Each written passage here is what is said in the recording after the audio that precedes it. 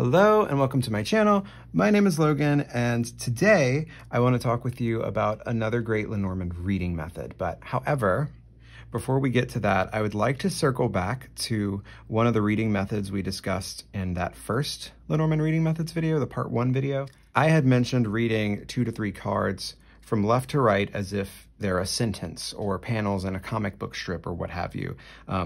In addition to, treating the first card as the subject and the next cards as modifiers of that subject. However, whenever I was describing or explaining the process of reading them as if they were a picture book or as if they were a single sentence, I don't think I did a very good job of getting that across, especially describing it as a sentence, because I think that puts a lot of pressure on us to figure out how we could fit all of this into one single idea. I think that's a bit misleading. So I'd like to reframe that as considering these 3 cards as 3 different parts of a story. So just as an example, let's say, how will my meeting at work go? First, we have mice, which symbolizes worry, a dwindling, a loss, that sort of thing, slowly over time eating away. We have key, which is access, solutions, ideas. And then we have garden, which is often community or networking. So if we were to read these 3 cards, let's say narratively instead of as a single sentence, I think saying narratively would work better.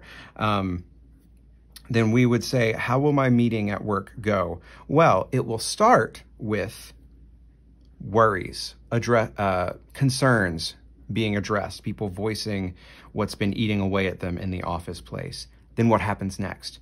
Then solutions will be put forth, or a solution will be put forth. We will find a way through this, and it will be put forth we're only going to arrive at that solution through working together, through networking as a community in that office. That's the only way, coming together, that we're going to figure out how to solve the problems that are going to be raised. So instead of trying to fit it all into one sentence, I think it could be maybe easier to break them down into just individual chapters of a story. It'll start like this, and then it'll go here, but by the end, we'll reach this place. Hopefully that'll make a little bit more sense for you if you did have a difficult time trying to think of these 2 or 3 card readings as full sentences. I read the word narratively. I can't remember if it was in Erica Robinson's book or in Lisa Young Sutton's book, but one of them, if not both, described it as a narrative reading. And I was like, that's a lot better way to frame that. So I hope that was helpful. Okay, and then before we move on to the larger spread that we're going to be working with, I did want to say that if you find it easier to do the narrative style reading over the subject modifier style reading, or vice versa, that is totally fine and totally natural. You don't have to use both of them indefinitely. Just figure out which one works better for you and then stick with that. Like for me personally, I always go, I guess I could say always, yeah. I usually go the narrative route because my brain, for some reason, has a lot of trouble processing the information when I do it the subject modifier route. It's just not as clear and easy breezy for me. I wind up overthinking it whenever I can just look at it as, a story laid out. Here's the beginning, here's the middle chapters, and here's where it ends. I'm good with that. Easy as cake, easy as pie, whatever it is. It works for me. So don't feel that you need to try and develop affinities in both of those styles. Take what works for you and dump the rest in the trash, or stick a pin in it and come back to it later if you want. But yeah, just don't feel pressured that, don't feel pressured to continue hitting your head against a wall if one of these methods is not working for you. And now we come to the meat of the video, which is the 9 card or the box spread. Now, this might look intimidating. It's really just several 3 card readings in a row, It's not as complicated as it looks. And if you handle it step by step, you really can get through this with relative ease. That being said, if you're not feeling up to tackling this spread by the time we're done with the video, that is completely fine and understandable. You go at your own pace, okay? Nobody, no shame, no shame here if you're not ready to try the 9-card spread. So essentially, this is going to give us a lot more context and nuance than if we just do the 2 or 3 or however many card line spread. So what we start with is we have a central card. This will be the first card that we put down. Not everybody arranges them in that way, but I tend to put down this one and then I fill in the rest of the rows. This is going to be oftentimes the answer to our question, but it can also represent the subject of our question. For today's reading, it's going to represent the answer. After we look at the subject card or the answer card in the center, we're going to go to the corners. These are going to work like a picture frame to sort of frame what's going on with additional themes and context to give us a feel of what we can expect as we burrow deeper into this reading. After we look at the frames, we're going to assess the reading in vertical lines. So we're going to start with the left, which is going to represent either the past or sort of like, backstory into the situation. The present, what's going on with it right now. And then on the right, the future, possible, likely outcomes about the situation. After we do that, we're going to break it down into 3 horizontal rows. So the top row is going to symbolize our thoughts, our concerns, our things that we're conscious of, things that are on our mind, our dreams, ambitions, things like that. The middle horizontal row is going to represent how sometimes we are bringing those thoughts into reality. And then the bottom horizontal row is going to represent unseen forces or unseen influences, things that we maybe should be mindful of that are not on our mind at present. Other factors that contribute to the situation at hand that maybe we have not yet considered. Now, after we do that, there's one more step, and that's to read diagonally. So we're going to start on the diagonal left corners, and they're going to crisscross. So we're going to read the bottom left up to the top right, and the top left down to the bottom right. And these are going to be possible outcomes and like movement in the situation that we can look for if we, apply ourselves to the situation. Okay, so for this reading, we're going to go with the question of how can I improve my finances this month? For our central card, which is essentially answering that question in this reading, we have the moon. The moon represents emotions, cycles, intuition, things that ebb and flow, like the tides, but also recognition. So I've intuited for this reading that the answer, the subject, the big key player here is going to be recognizing something. So now that we've established that center card, let's move to our corners for more context. This is going to help frame the picture. So the first card is mice. This is going to represent something that is being eaten away slowly, possibly without our notice, worries, concerns, anxiety, things like that. Garden, which represents networking and community.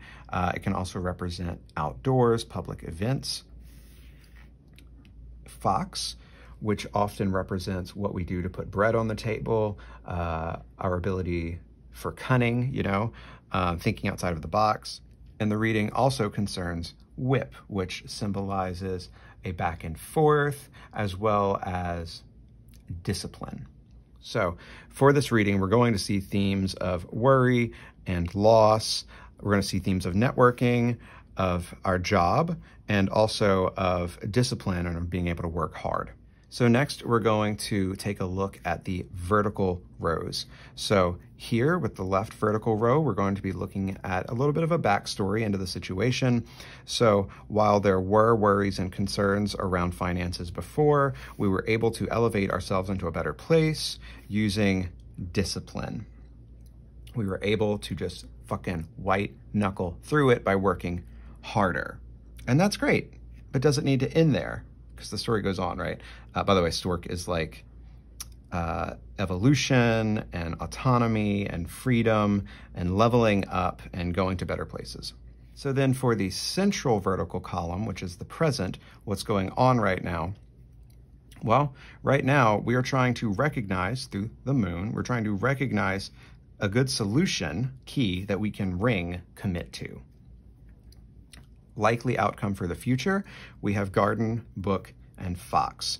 So garden, we discussed, right? Public things, networking, community, outdoors. Book is going to be things like research, knowledge, secrets, education, things like that. And then fox, we have employment, we have creativity. So the possible future before us will likely involve networking and research to work more creatively to achieve our goals. So then from there, we're going to go into the vertical rows. Are you still with me? Okay, cool. I'll assume that was a yes. So for the horizontal row, I might have said vertical a second ago, for the horizontal top row, that is going to convey our thoughts and what's on our mind and things like that. We again have mice, so we have worry on our mind.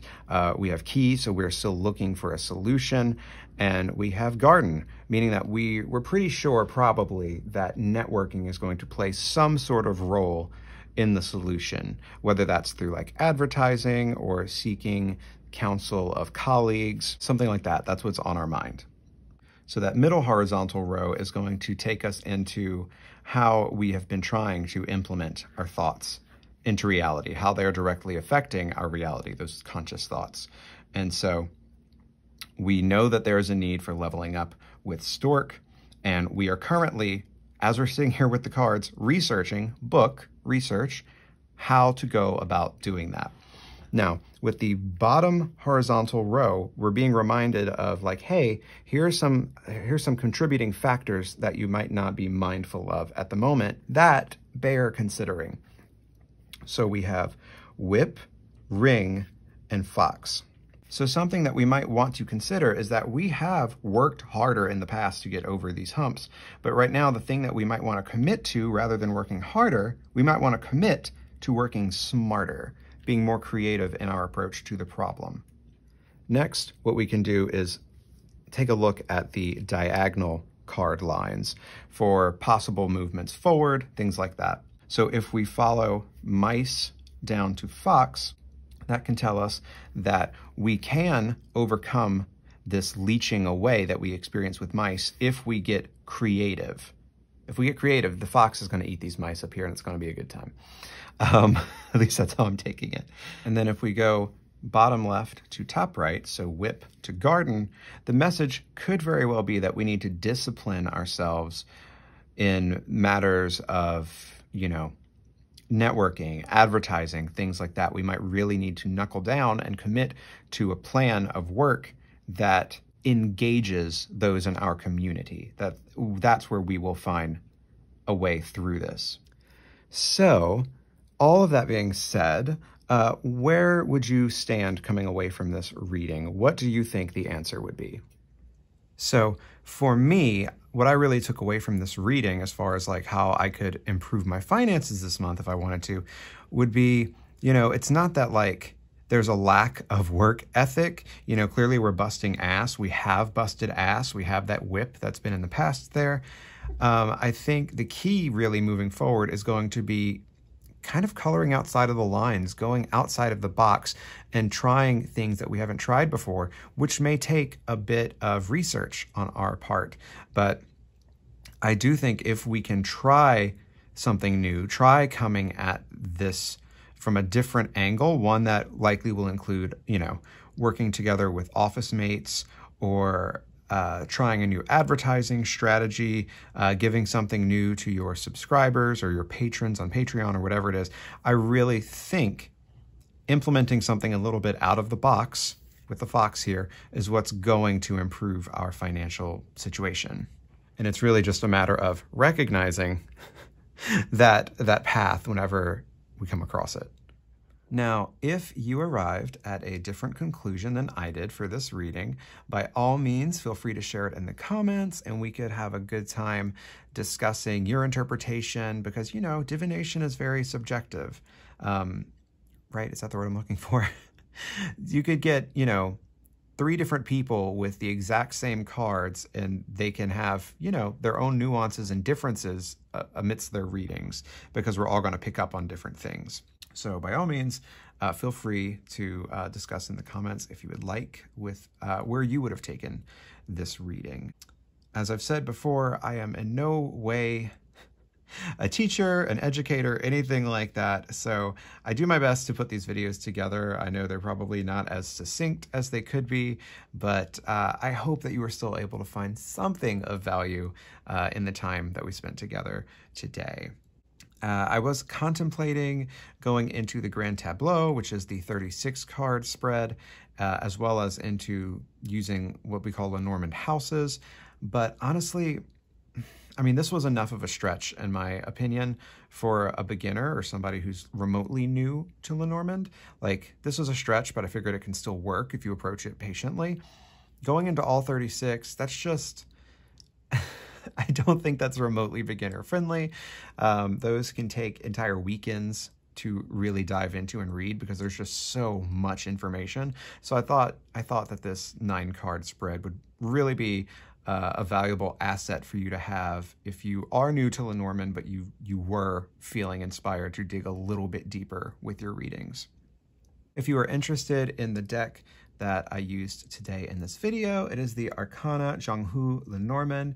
I will put a link down in the video description on where you can find it. It's actually surprisingly inexpensive, especially considering how beautiful it is, and it's got a pretty nice paper quality, all that jazz. I'm going to put a video up rather soon doing a walkthrough of the Arcana Zhanghu Lenormand, but I just have not gotten there yet, so... Anywho, thank you so much for spending time with me today. If you have any questions about anything discussed in this video, by all means, drop it in the comments below. And yeah, just thanks for hanging out with me. And I hope you have a beautiful rest of your day. And in the meantime, bye-bye.